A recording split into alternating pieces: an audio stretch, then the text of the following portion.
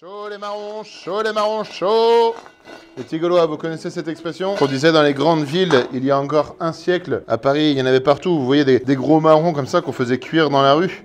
Donc sur une poêle percée, on pouvait la mettre sur le feu directement. Et puis après, ça se vendait comme ça dans les cornets, on les décortiquait, on les mangeait, on se brûlait un petit peu les doigts. On est à l'automne et ça va être la saison des marrons. D'ailleurs, c'est un marron ou une châtaigne? Allez, un petit cours d'histoire et d'étymologie et après, on passe à la recette pour faire de la crème de marron.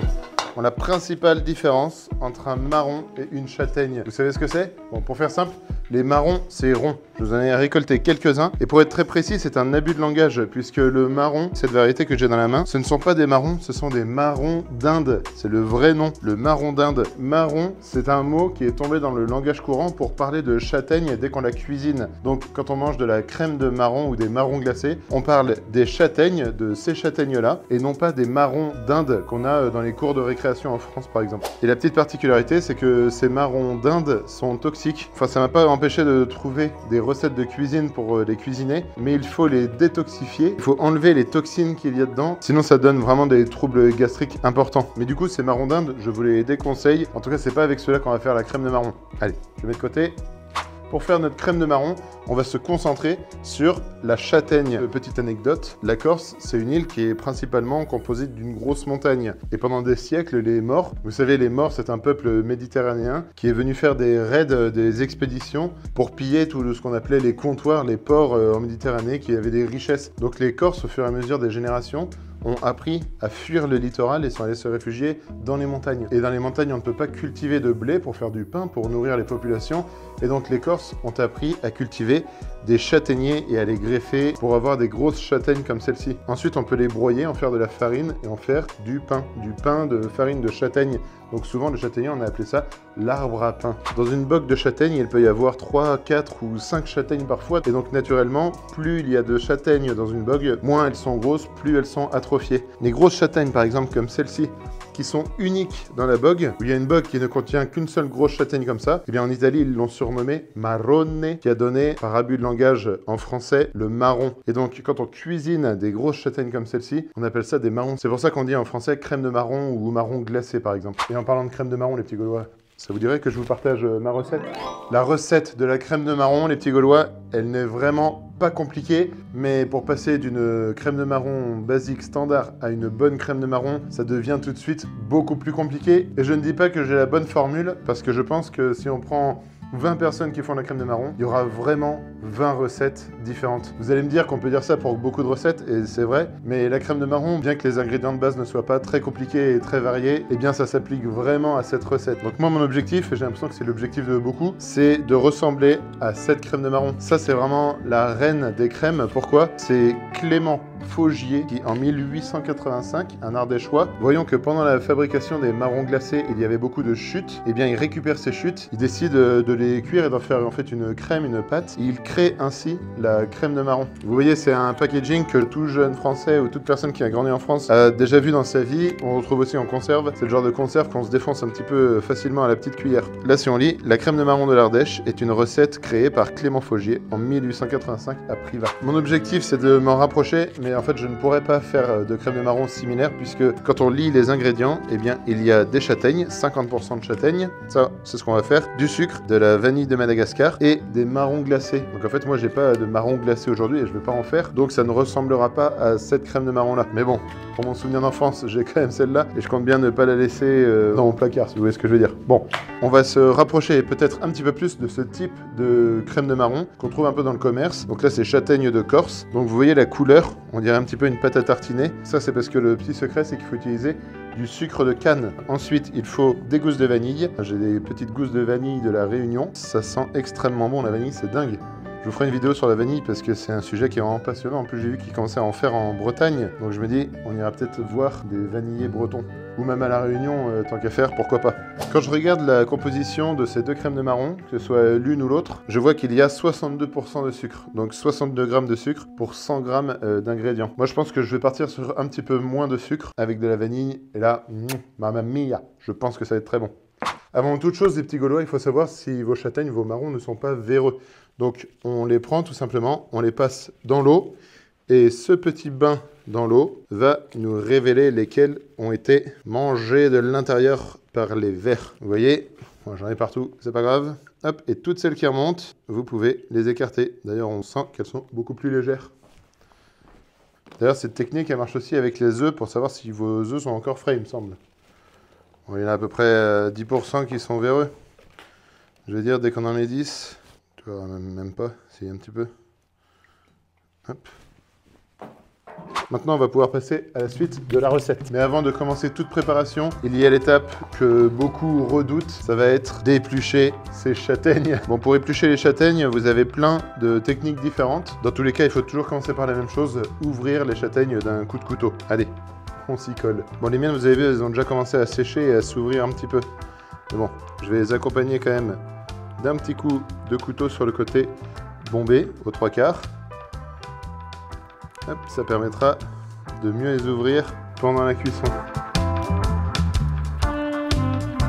Et voilà les petits Gaulois, toutes mes châtaignes sont ouvertes. La petite technique, c'est que je vais pouvoir aller les plonger dans un bain d'huile bouillante, d'accord? C'est une technique que j'ai découvert il y a peu de temps et vous allez voir, ça va juste permettre d'ouvrir, d'éclater les châtaignes. Ça ne les cuit pas, après je les rince et après on passera à la cuisson.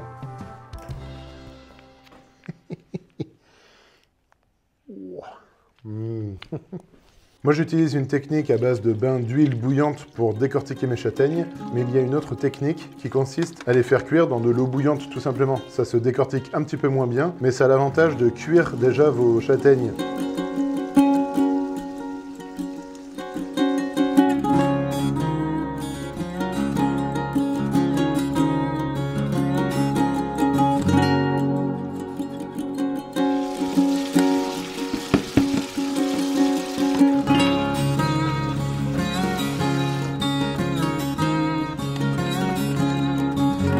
Et voilà les petits Gaulois, nous revoici dans la cuisine. Nous allons maintenant préparer les marrons que l'on a épluchés, d'accord? Donc comme je vous disais, il y a plusieurs techniques. La mienne, ça va être de les broyer dans mon hachoir, mais en fonction du matériel de chacun, eh bien vous pouvez utiliser soit un hachoir comme celui-là, soit un broyeur, soit les cuire directement entiers et à la cuisson les écraser aussi. Tout est possible en fonction de votre matériel et de votre patience. Il va falloir cuire les marrons parce que la friture juste avant n'a pas cuit le marron à l'intérieur, ils sont encore crus, d'accord? Donc je vais les broyer, ça va me faire une brisure et je vais pouvoir les incorporer, les peser et rajouter le sucre et les différents ingrédients, dont un petit ingrédient mystère que je vous dévoile juste après.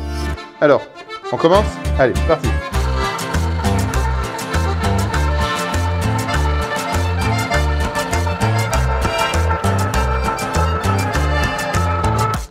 Hop là, je vais incorporer ma brisure dans ma casserole en cuivre.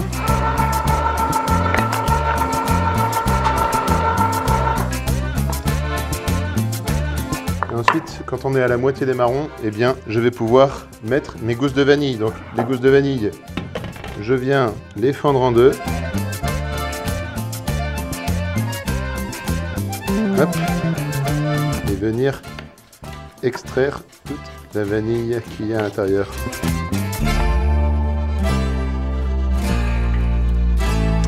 Et hop là.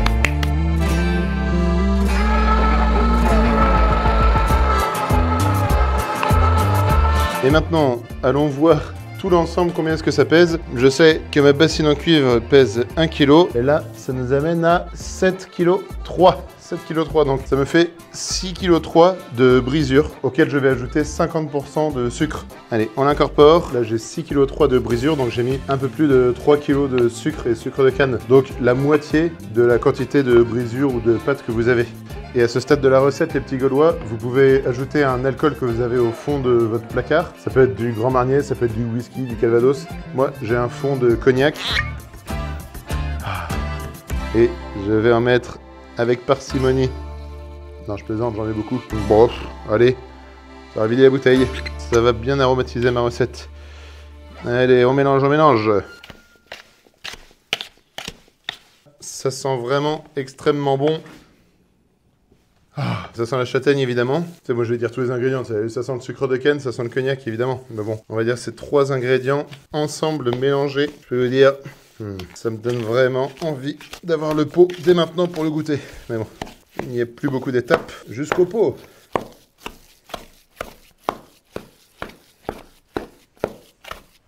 Bah et maintenant, les petits Gaulois, dernière étape. On va partir en cuisine pour faire cuire toute notre crème de marron. Quand vous avez votre crème mélangée dans votre récipient, eh bien vous ajustez la texture en ajoutant un petit peu d'eau. Vous mélangez bien entre chaque verre. Et dès que vous avez la texture souhaitée, eh bien vous arrêtez de mélanger, vous pouvez les mettre en bocaux et les lancer pour la cuisson dans un stérilisateur. Je ne reviens pas sur le fait qu'il faille stériliser les pots avant de les utiliser. Ensuite, vous mettez votre crème de marron dedans. J'ai un stérilisateur, mais en vérité, je pourrais très bien utiliser une marmite ou une cocotte. Donc a priori, vous êtes nombreux à avoir les ustensiles directement chez vous. Ma technique est un petit peu atypique parce que normalement, la majorité des crèmes de marron se font en cuisant à l'eau pour les décortiquer à l'eau. Et c'est parti pour moi pour 1h30 de cuisson. Et après, je les laisse refroidir toute la nuit. Et hop là! Bah alors, les petits Gaulois, on regarde ce que ça donne? Oh là là, je pense que ça va être parfait ça. Les petits pots après stérilisation. Alors, eh bien là déjà, la stérilisation, on peut voir qu'elle a bien fonctionné parce que ça ne s'ouvre pas. Maintenant, il faut faire quoi? Déguster? Ben, on va déguster.